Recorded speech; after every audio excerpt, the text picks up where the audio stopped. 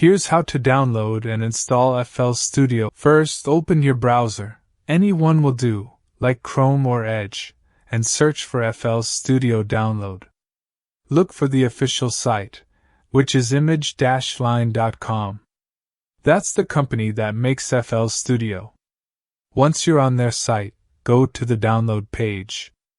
You'll see two options, one for Windows and one for Mac. Click on the Windows one. After that, click the download button. It'll download the installer file to your computer.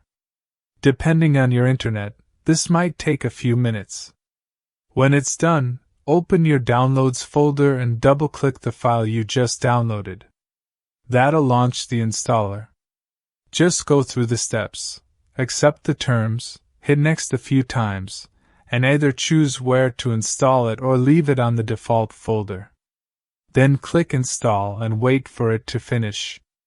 Once the installation is complete, hit Finish.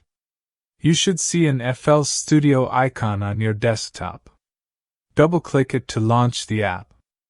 It might ask you to go through a few more steps, especially if it's your first time opening it.